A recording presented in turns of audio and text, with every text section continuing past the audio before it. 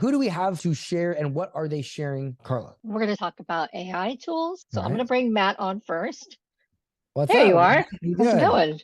Hey, Dan, nice to meet you. What are you going to be showing us today? And then what I'll do is I'll just ask you what you're going to be sharing, and then I'll sit back and let you do your thing. What are you going to be sharing today? I've been using ChatGPT for organic content strategy lately, and I've figured out a way to pretty much create daily long form content on YouTube, and also how to break up that long form content into multiple different shorts and reels to use towards all the platforms. So just to introduce myself a little bit. So I have a B2C trumpet education business. It's a 5K offer, currently at 100,000 a month with that. So I mostly do traffic through Facebook ads, a little bit of Google ads, but mostly Facebook ads to a webinar, book a call. Since everything's super profitable, I'm trying to really scale up the organic traffic so that one day, if ads go away for whatever reason, I have some free traffic of my own to fill my funnel up with. So what I'm going to show you is I created like a little content pipeline on Trello. I have like a whole team with the content and video editing. I actually trained my virtual assistant to use ChatGPT to do that for me so that I don't have to do that even myself. And then I have people on Upwork making thumbnails and editing the videos and breaking them into shorts and everything. So what I do for this is all I do is come up with the video ideas. I'll either look up high performing keywords on vidIQ or TubeBuddy or whatever, and then make video titles around it. Or I'll just go into ChatGPT and be like, hey, I have a trumpet education channel, make some video titles for me, and then I'll do it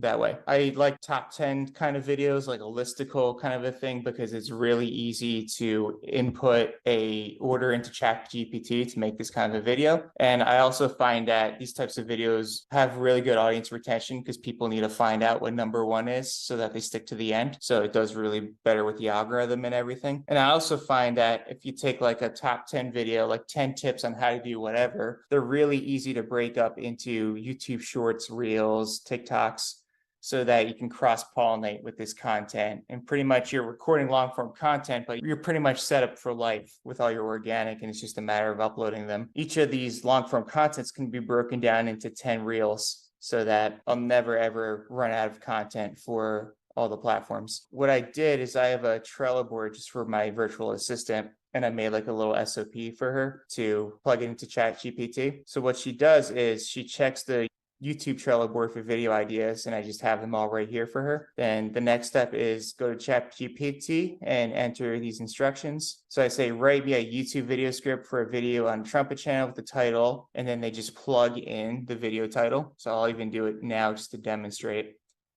But they just plug in that prompt, and then they go to the video title, copy that, and then they replace it.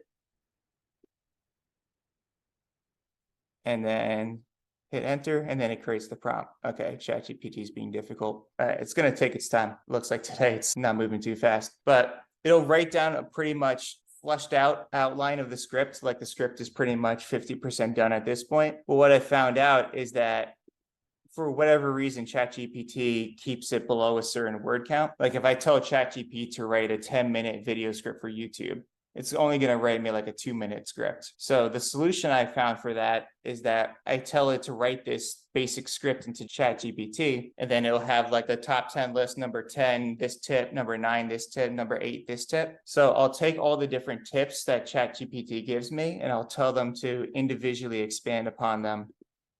So I'll use a script that has been finished. For example, 10 hacks to improve upper register on trumpet. Use that one, for example.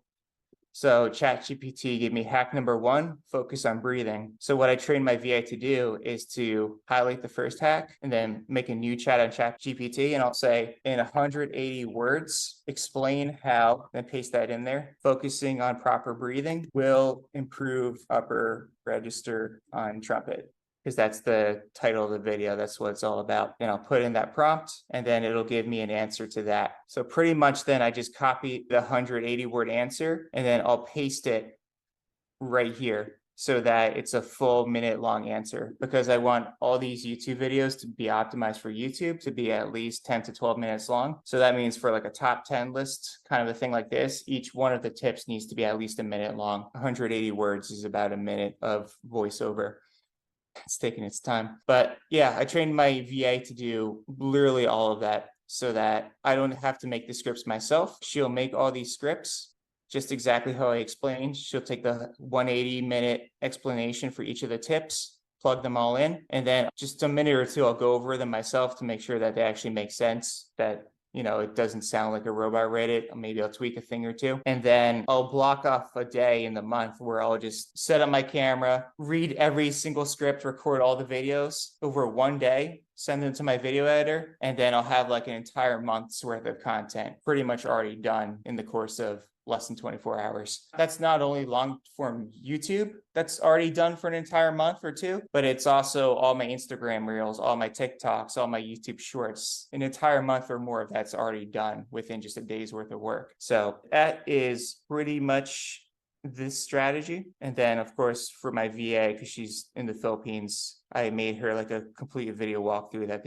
she can go through. That's awesome. We've got a couple questions in the chat, but I have a question for you.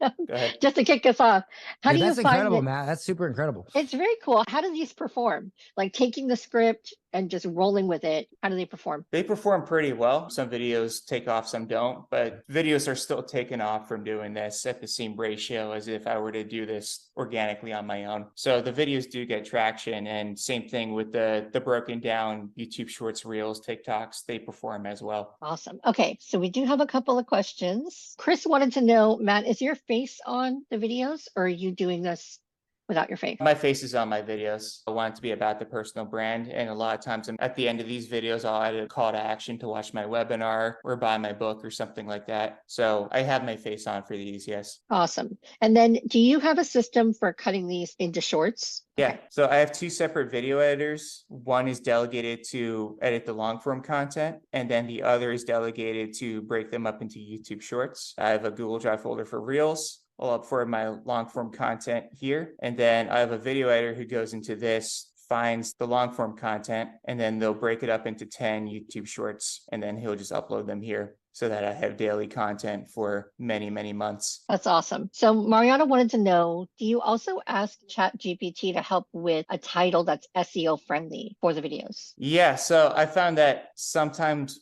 just based off my experience, it's been a little hit or miss with the SEO with ChatGPT. If I'm correct, like ChatGPT has knowledge up to 2021, right? And then the last 2 years, it's not so good. So for SEO, I use vidIQ because that's super up to date, and I can easily find which keywords are performing right now. That's awesome. Yeah, I've heard that too about the SEO, that it could be good for some and maybe not. Yeah, I want to make content based around keywords that are currently performing well, not that have performed well 2 years ago. So that's why I use vidIQ or TubeBuddy to find keywords that are performing well right now. So Mariana also wanted to know, it looks like you're pretty hands-off with the chopping up the videos and for shorts and reels and things like that. Do you just review those, or are you giving like pretty strong direction about where to cut, especially if it's not like a list type of long form? Yeah, so I'm pretty hands off with the video editing. They pretty much do everything. I mean, when I first hired the video editors, I was a little helicopter on them just to make sure that they were doing everything I wanted them to do. But right now, like the cuts, they do everything themselves. Like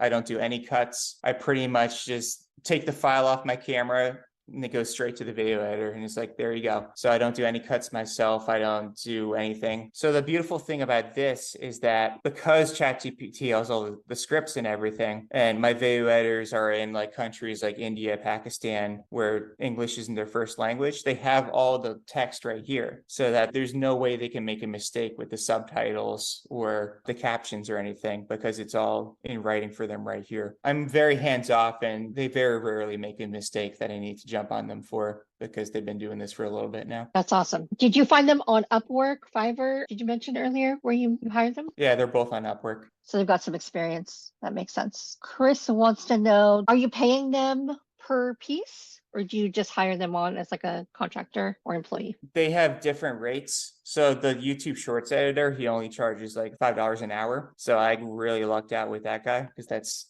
dirt cheap, and he works really fast too. It only takes him like 20 minutes to finish one reel. So that's 3 reels for $5, which is really good. The long form guy is more expensive. He charges about $150 per video, but he charges per video, and the reel editor charges per hour. So it just depends on what they want to do, what their rates are. Yeah, Chris was saying that the rates were a little bit all over the place. So we're wondering how to structure this. I was just talking in school, in the community, with somebody who is teaching this to people who want, like, as a business model, video editing. And it feels like one of those skills that are just going to be more and more in demand. So it's very cool that you found people who are good at it and that you can be hands off because you can create more, right? Right. And get more leads. Appreciate you sharing. That's amazing. Dan, do you have any questions? This was really, really fantastic. I appreciate you sharing, man. You just went into it and just showed the whole thing. Where should we look you up if people want to follow you? Yeah, my Instagram is the Brock Trumpet. At the Brock Trumpet. Dude, thanks for coming on and sharing. You're like literally the first one. You're the first legacy builder to do a live workshop. So thank you so much for coming on our virtual stage and presenting. It takes a lot of guts to get up there in front of everybody. Thank you so much, brother. Thanks for having me. Appreciate it.